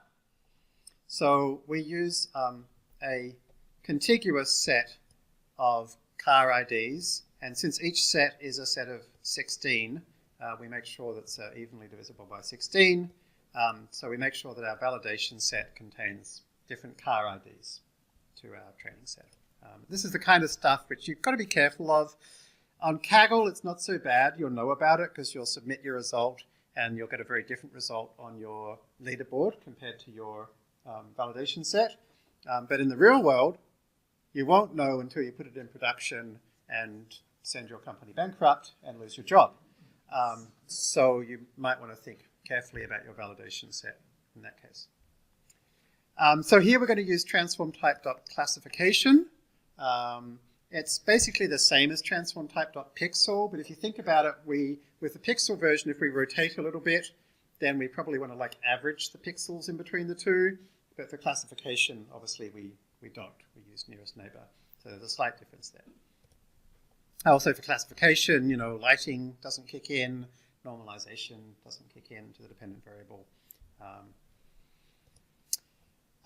Okay, they're already square images, so we don't have to do any cropping. So here you can see different versions of the augmented, they're moving around a bit and they're rotating a bit and so forth. Yeah, I get a lot of questions during our study group and stuff about how do I debug things and fix things that aren't working, and I never have a great answer other than every time I fix a problem, it's because of stuff like this that I do all the time. I just always print out everything as I go, and then the one thing that I screw up always turns out to be the one thing that I forgot to check along the way. So yeah, the more of this kind of thing you can do, the better. If you're not looking at all of your intermediate results, you're going to have troubles. Okay. So given that we want something that knows what cars look like, we probably want to start with a pre-trained ImageNet network. So we're going to start with ResNet34. And so with convnet builder, we can grab our ResNet34 and we can add a custom head. And so the custom head is going to be something that upsamples a bunch of times. And we're going to do things really dumb for now, which is we're just going to do conv transpose 2D batch norm value. Okay? And so here's this is what I'm saying, right? Any of you could have built this without looking at any of this notebook. Or at least, you have the information from previous classes. There's nothing new at all. Okay? And so at the very end, we have a single filter.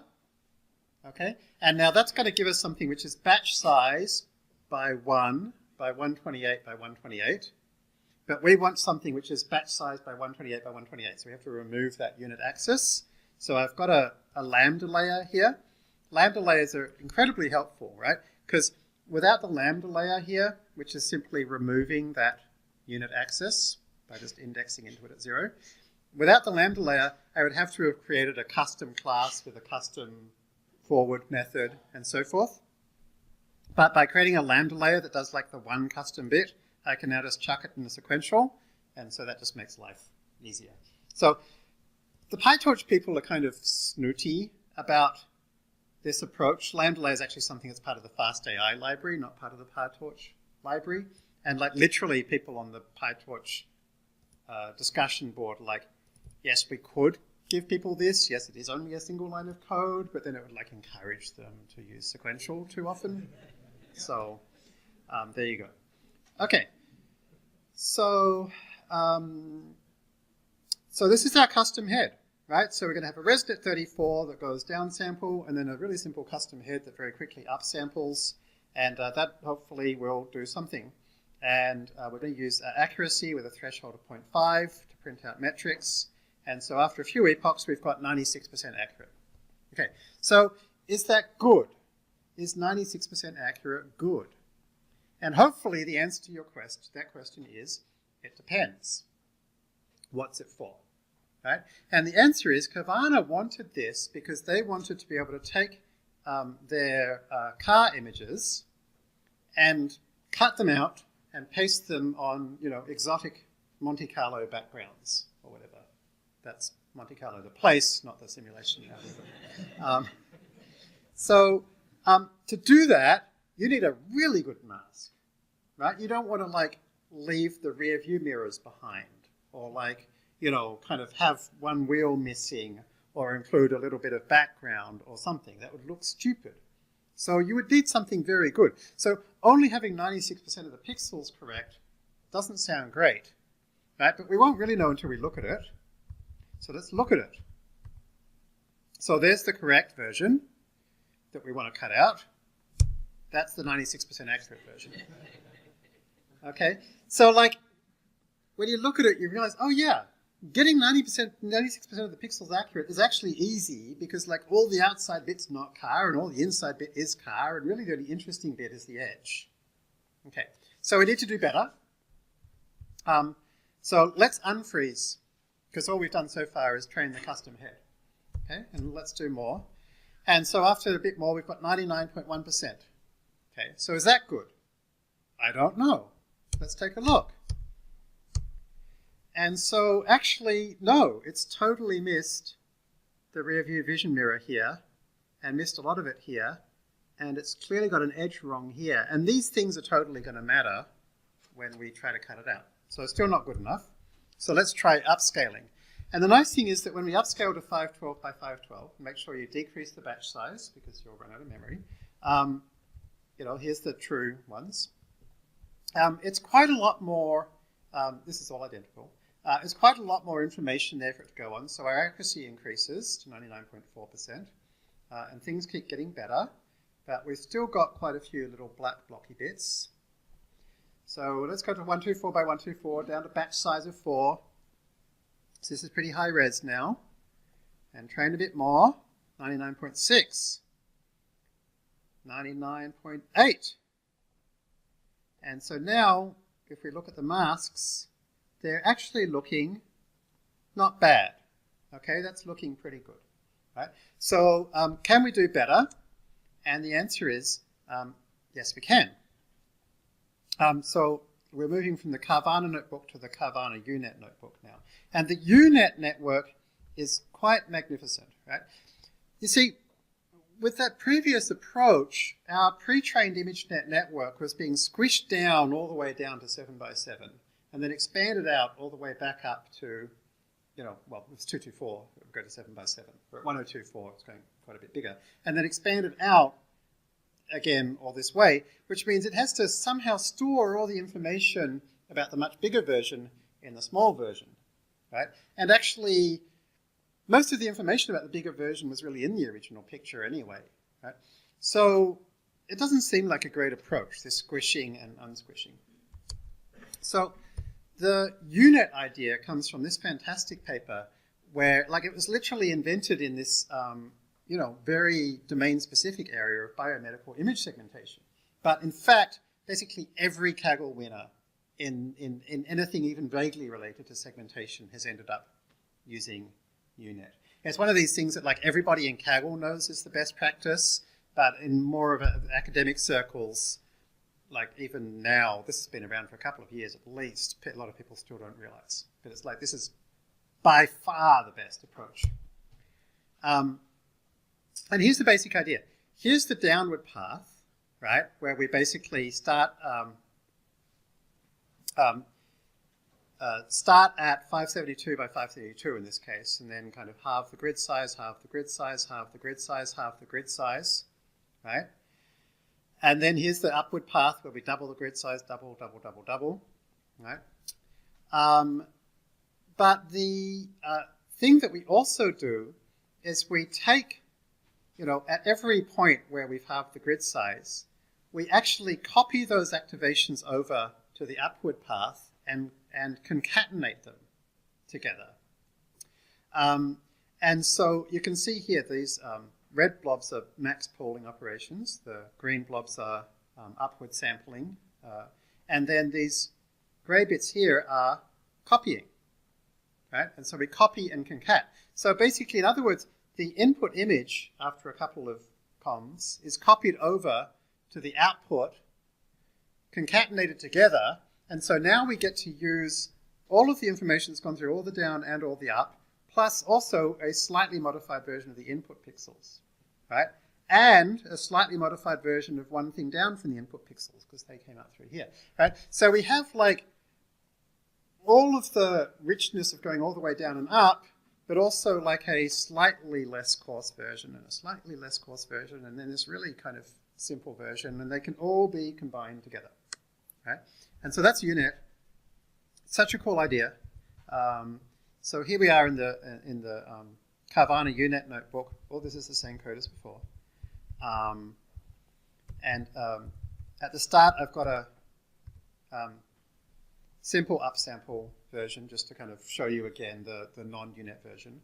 This time I'm going to add in something called the dice metric. Dice is very similar, as you see, to Jacquard, or I over U. It's just a minor difference. It's basically intersection over union with a minor tweak.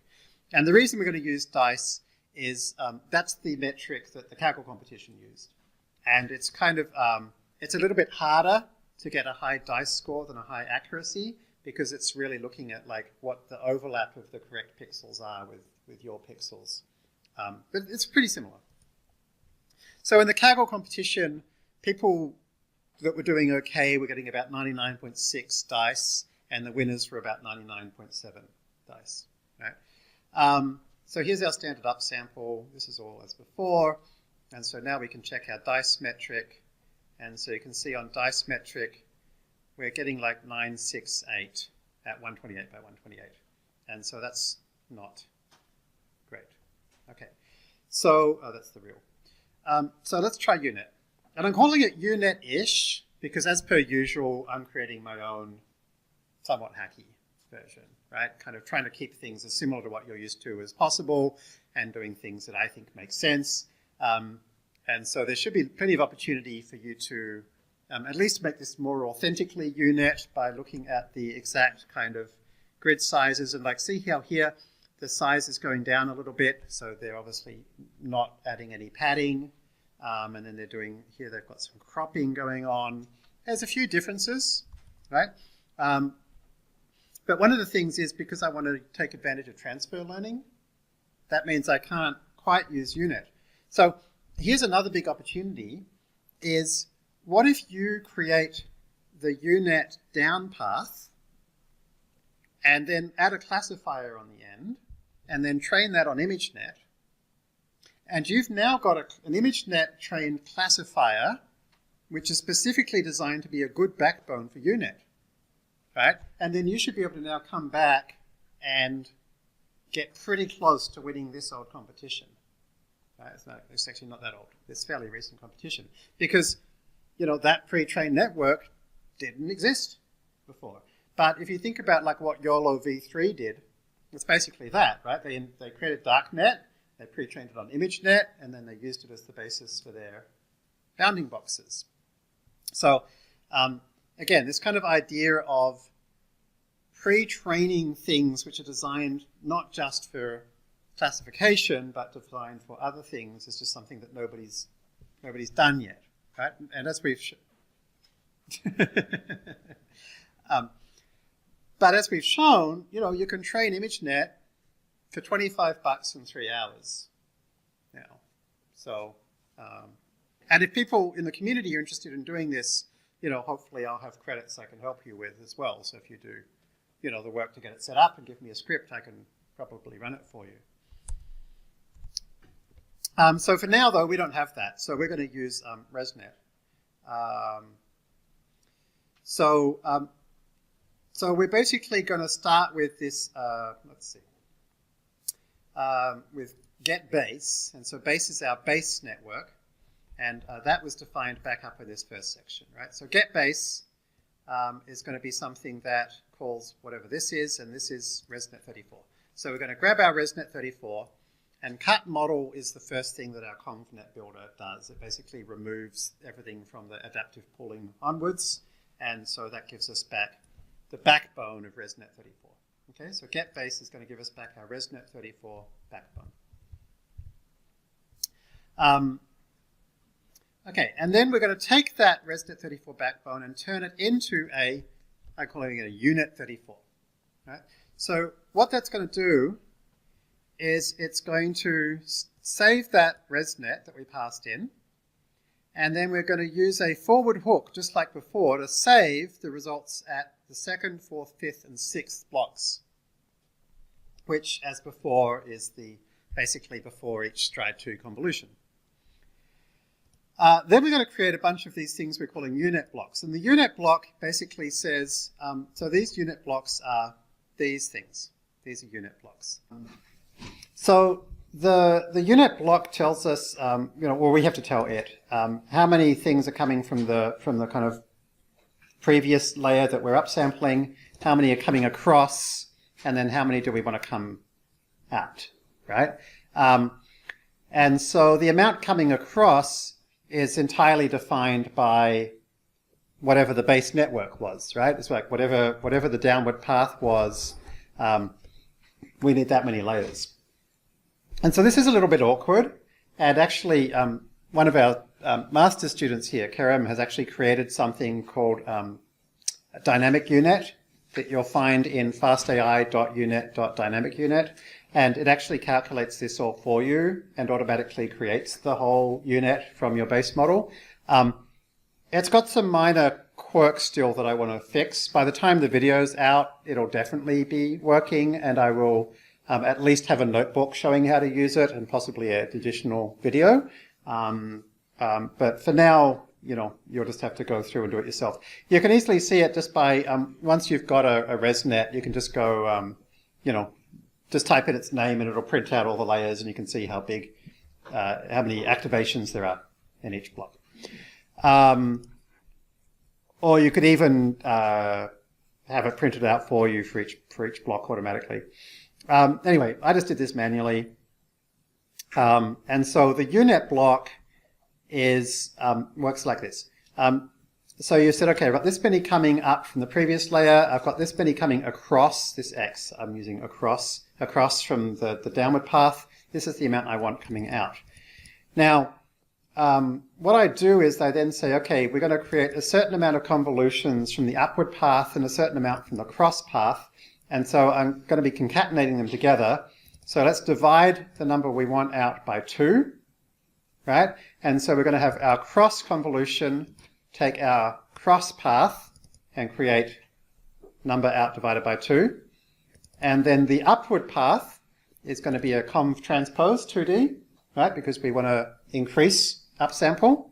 And again, here we've got the number in divided by 2. And then at the end, I just concatenate those together. All right, so I've got an upward sample, I've got a cross convolution, I concatenate the two together. All right? And so that's all a Unet block is. And so that's actually a pretty easy module to create. And so then in my forward path, I need to pass to the forward of the Unet block the upward path and the cross path. So the upward path is just wherever I'm up to so far, right? But then the cross path is whatever the value is of whatever the activations are that I stored on the way down, right? So as I come up, it's the last set of saved features that I need first. And then as I gradually keep going up further and further and further, eventually it's the first set of features. Okay, and so there are some more tricks we can do to make this a little bit better, but this is a good start, right? So if we try this, so the simple upsampling approach looked horrible, right, and had a dice of 968. A Unet with everything else identical, except we've now got these Unet blocks, has a dice of 985, right? So that's like, we've kind of halved the error with everything else exactly the same. And more to the point, you can look at it. This is actually looking somewhat car-like compared to our non-Unet equivalent, which is just a blob. You know? Because, you know, trying to do this through down and up path, it's just asking too much, you know? Whereas when we actually provide the downward path pixels at every point, it can actually start to create something car-ish. So at the end of that, we'll go .close to, again, remove those SFS features that are taking up GPU memory. Go to a smaller batch size, a higher size. And you can see the dice coefficients really going up. This is just, so notice here, I'm loading in, right, the 128 by 128 version of the network. Okay, so we're doing this progressive resizing trick again. So that gets us 99.3, and then unfreeze to get to 99.4. And you can see it's now looking pretty good. Okay, go down to a batch size of 4, size of 1024. Load in what we just did with the 512. Takes us to 99.5. Unfreeze takes us to 99. We'll call that 99.6, 599.599. And as you can see, that actually looks good, right? In accuracy terms, 99.82. You know, you can see this is looking like something you could just about use to cut out. I think to, you know, at this point, there's a couple of minor tweaks we can do to get up to 99.7. But really the key thing then, I think, is just maybe to do a few bit of smoothing maybe, or a little bit of post-processing. You can go and have a look at the Carvana winners blogs and see some of these tricks. But as I say, the difference between where we're at 99.6 and what the winners got of 99.7, you know, is not heaps. And so really just the Unet on its own pretty much solves our problem. Okay, so that's it. So the last thing I wanted to mention is now to come all the way back to bounding boxes. Because you might remember I said our bounding box model was still not doing very well on small objects.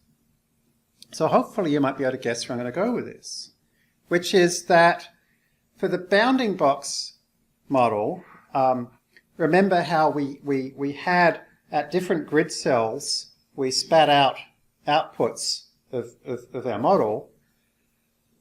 And it was those earlier ones with the small grid sizes that weren't very good. Well, how do we fix it? Unet it, right? Let's have an upward path with cross connections, right? And so then we're just going to do a Unet and then spit them out of that. Because now those finer grid cells have all of the information of that path and that path and that path and that path to leverage. Now, of course, this is deep learning, so that means you can't write a paper saying we just used Unet for bounding boxes. You have to invent a new word. So this is called feature pyramid networks, or FPNs, okay? And like, literally, the paper, this is part of the RNNs paper, which is actually no, it's not the RNNs paper. It was used in the RNNs paper. It was created in an earlier paper specifically about FPNs. And like, if memory serves correctly, they did briefly cite the Unet paper, but they kind of made it sound like it was this vaguely, slightly connected thing that maybe some people could consider slightly useful. But it really, FPNs is Unets.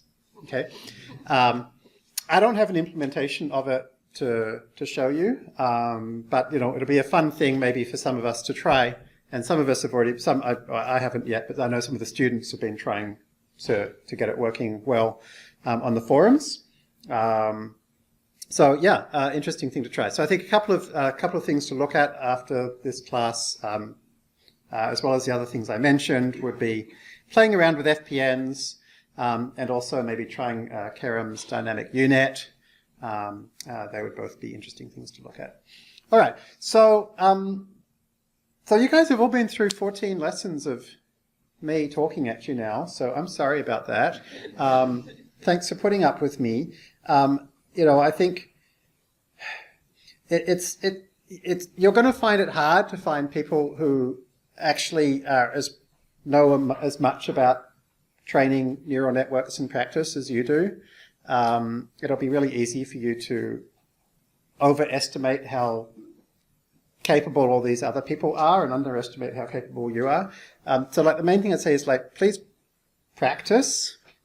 Please, just because you don't have this constant thing getting you to come back here every Monday night now, it's very easy to kind of lose that momentum. So find ways to keep it, organize a study group, or a book reading group, or get together with some friends and work on a project, or, do something more than just deciding I want to keep working on X. Like it's going to need to involve unless you're the kind of person who's super motivated and you know that whenever you decide to do something, it happens. That's not me, right? It's like, I know that for something to happen, I have to say, yes, David, in October, I will absolutely teach that course. And then it's like, okay, I better actually write some material. That's the only way I can get stuff to happen. So we've got a great community there on the forums. If people have ideas for ways to make it better, please tell me. If you think you can help with, if you want to create some new forum or moderate it in some different way or whatever, just let me know, right? You can always PM me. And there's a lot of projects going on through GitHub as well, lots of stuff. So yeah, I hope to see you all back here at something else, and thanks so much for joining me on this journey.